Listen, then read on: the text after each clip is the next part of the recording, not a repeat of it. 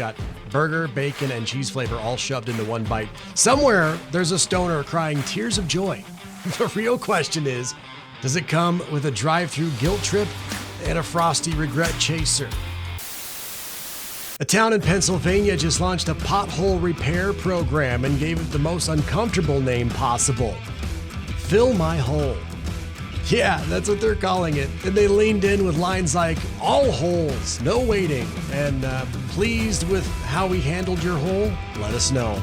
Yeah, look, if you're going to be stuck in traffic for road work, you might as well be laughing about the innuendo the whole time. Want to see the rest? Full Fireside News episodes up now. Hit subscribe so you don't miss next week's chaos.